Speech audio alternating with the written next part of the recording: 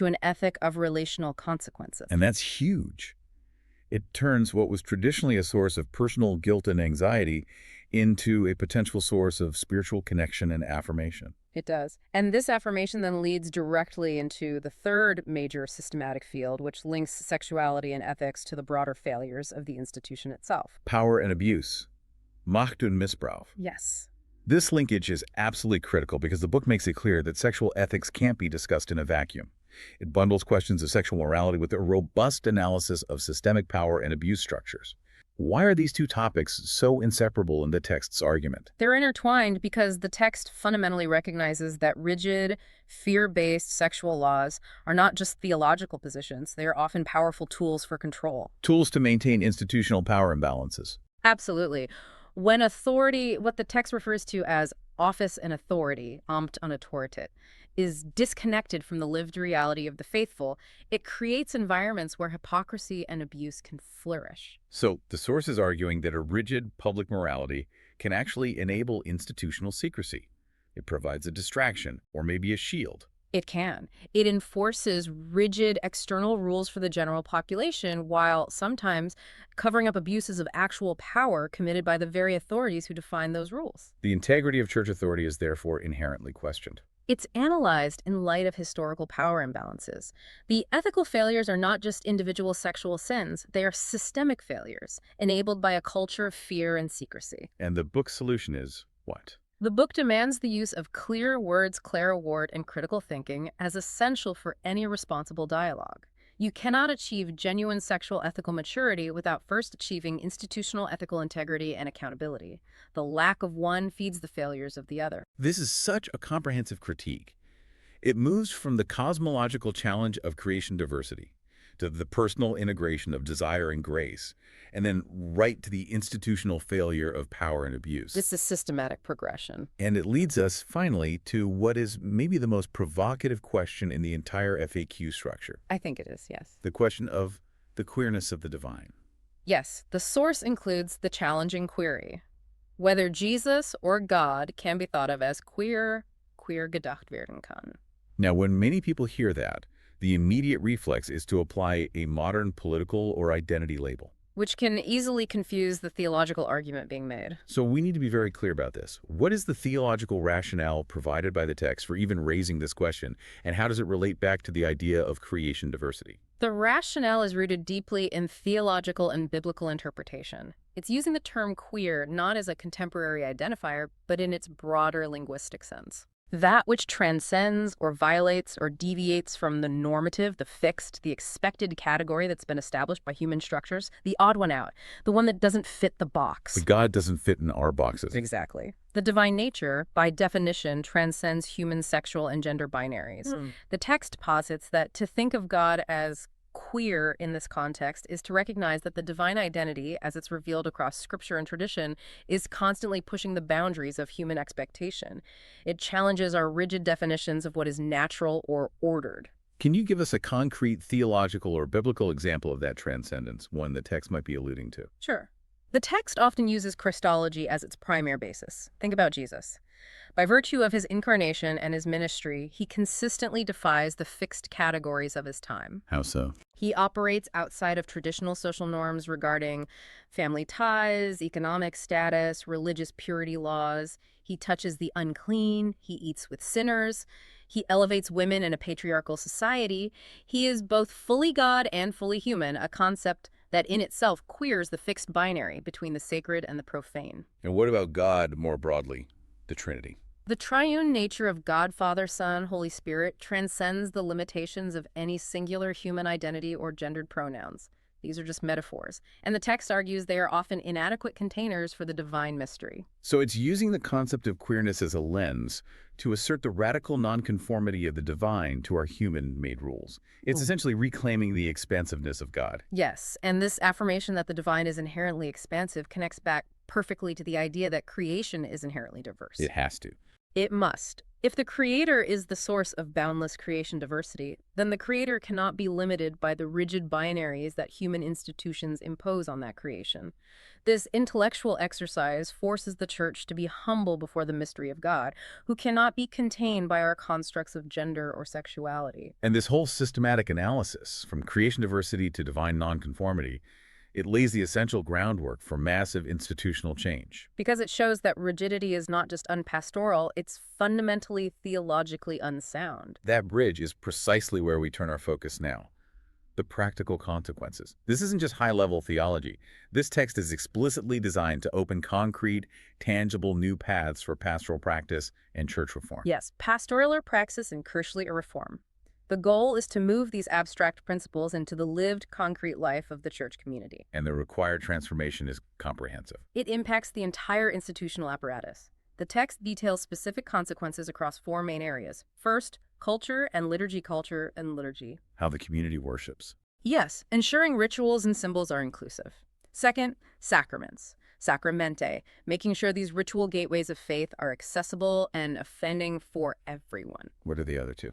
Third is language, sprech, demanding that the way we talk about faith is welcoming and diverse, moving away from exclusive or gendered terms for God or humanity. And finally, pastoral care, seal sorge. Where individual guidance has to be based on affirmation and freedom, not law and fear. Exactly. The core argument is clear. A church that truly respects incarnation bodily, a church governed by freedom and relationship, cannot continue using language, rituals, or pastoral care models that are rooted in law and fear. The external manifestations of the faith have to follow the underlying theological shift. They must, and that transformation leads us directly into the highest stakes institutional issues, the specific reform debates where the book offers precise answers, precis and antworten, grounded in its new theological framework. These are the flashpoints in contemporary church life. Okay, let's start with the most public and contentious issue. Marriage for all before the altar. Für over dem Altar.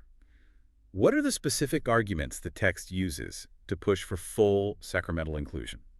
The argument is not a mere concession to civil law, which is a common misunderstanding. It's presented as a theological imperative. Based on what? Based on the validation of desire and relationship we've been talking about. The text argues directly for the full inclusion and blessing of same-sex marriage within the sacred space of the altar. And the logic for that, it goes back to creation, right? The logic relies entirely on the shift from a theology of order to a theology of diversity. If that singular, fixed definition of marriage based only on biological complementarity and procreation, if that collapses under the principle of creation diversity, then you need a new way to judge a relationship's validity. Exactly. Its theological legitimacy must be judged by its fruits. The commitment, the relational responsibility, the love it expresses. So the core value proposition of a relationship shifts from its biological function to its ethical and spiritual quality.